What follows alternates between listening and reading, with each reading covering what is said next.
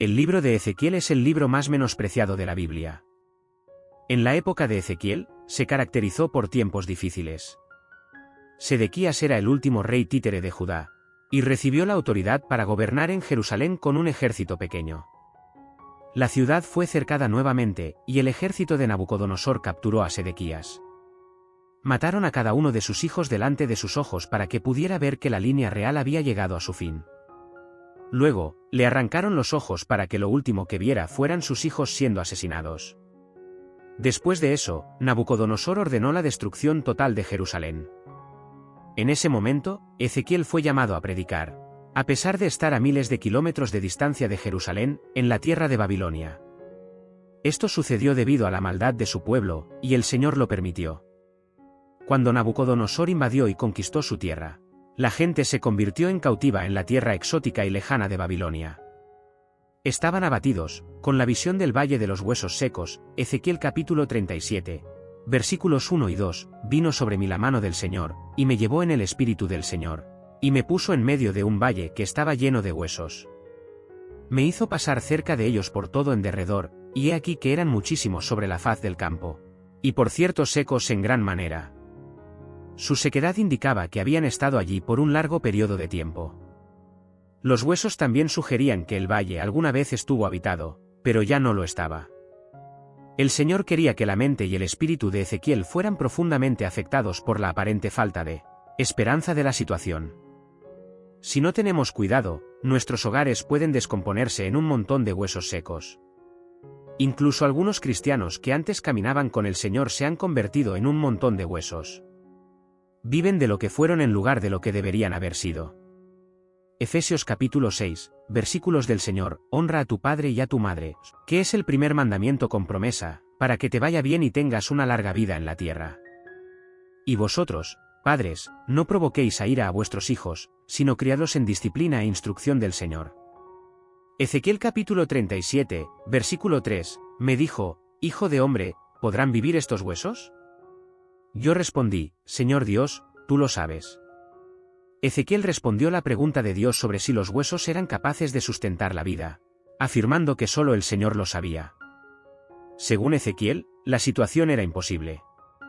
Cuando contemplamos la importancia del día, también podemos reflexionar sobre los tiempos que vendrán. Si deseamos ver un avivamiento, dependerá del Señor traerlo, así como lo hizo en la época de Ezequiel.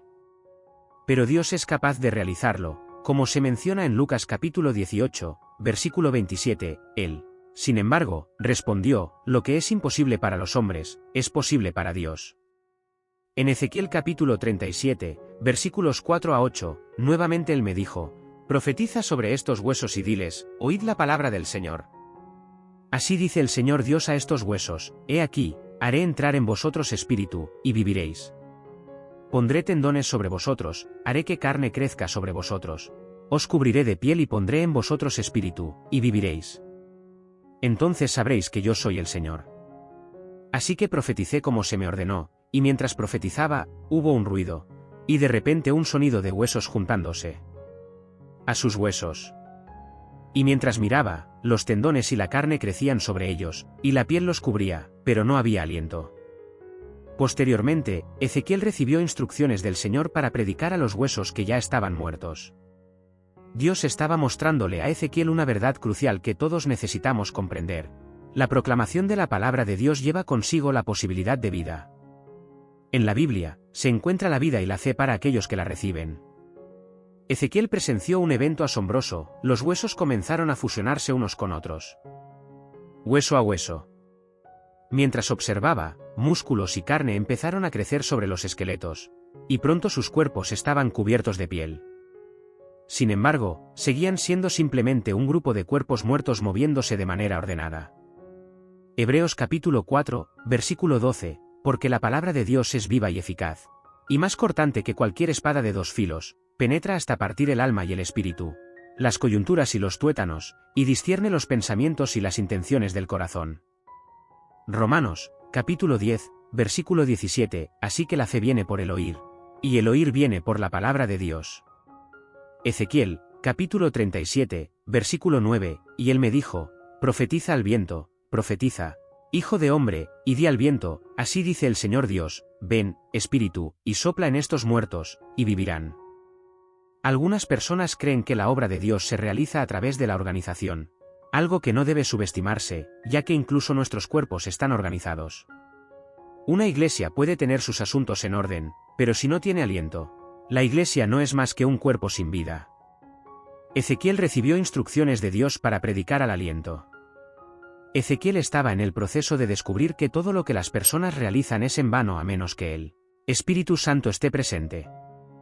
La presencia del aliento divino de vida es necesaria en nuestra existencia, de la misma manera que lo fue para Adán. Una persona nace del Espíritu cuando nace de nuevo, y Dios debe infundir vida espiritual en nuestros corazones. Ezequiel fue testigo de una tremenda demostración de vitalidad cuando el ejército se levantó. Génesis, capítulo 2, versículo 7. Entonces el Señor Dios formó al hombre del polvo de la tierra y sopló en sus narices el aliento de vida. Y el hombre se convirtió en un ser viviente. Juan, capítulo 3, versículos 5 a 8. Jesús respondió, en verdad te digo que si alguien no nace de agua y del Espíritu, no puede entrar en el reino de Dios. No reino de Deus, el que nace de la carne es carne y el que nace del Espíritu es espíritu. No te asombres de que te diga que es necesario nacer de nuevo. El viento sopla donde quiere, y oyes su sonido, pero no sabes de dónde viene ni a dónde va. Así es todo aquel que nace del Espíritu. Ezequiel, capítulo 37, versículo 10, entonces profeticé como él me ordenó. Y el aliento entró en ellos, y vivieron y se pusieron en pie, un ejército grande en extremo. Ezequiel, capítulo 37, versículos 11 a 13, y él me dijo, Hijo de hombre, estos huesos son toda la casa de Israel. He aquí, dicen, nuestros huesos se secaron y pereció nuestra esperanza, estamos del todo exterminados. Por tanto, profetiza y diles, así dice el Señor Dios, he aquí, abriré vuestras sepulturas y os haré subir de vuestras sepulturas, pueblo mío. Y os traeré a la tierra de Israel. Cuando abra vuestras sepulturas y os haga subir de vuestros sepulcros, a mi pueblo, la visión se volvió clara y Dios iluminó su significado edificante. Los israelitas habían perdido toda esperanza, pero Dios les había prometido que experimentarían un avivamiento nacional. Habían sido acorralados y dispersados por la región, y los humanos pensaban que las cosas eran desesperadas, pero subestimaron el poder de Dios.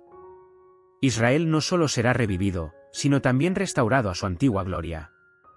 Dios prometió restaurarlos a su tierra natal. Ezequiel, capítulo 37, versículo 14, pondré mi espíritu en vosotros, y viviréis, y os estableceré en vuestra propia tierra. Entonces sabréis que yo, el Señor, he hablado y cumpliré, dice el Señor Dios. Dios concluyó la visión para él y luego le reveló el significado de cómo iba a resucitar a los huesos separados de Israel, que habían perdido toda vitalidad. La palabra y el espíritu serían los medios por los cuales lograría este objetivo. Se reveló a Ezequiel que debía profetizar sobre estos huesos y se le instruyó a decirles, oíd la palabra del Señor. Entonces, cuando Ezequiel obedeció, Dios permitió que los huesos comenzaran a unirse nuevamente, mientras tendones, carne y piel les daban su forma original. Sin embargo, la palabra debía ser seguida por la aprobación del Espíritu para que estos cuerpos recibieran el aliento y volvieran a la vida, lo cual es un ejemplo clásico de avivamiento. La revitalización espiritual de la Iglesia de Dios en los tiempos modernos ocurre a través de la palabra y del Espíritu. Cuando alguno de estos elementos está ausente, el pueblo de Dios puede experimentar un estado espiritual sin vida. Dios no puede tener una experiencia significativa de la presencia de Dios. Te invito a ver nuestro próximo vídeo. Que Dios te bendiga a ti y a tu familia.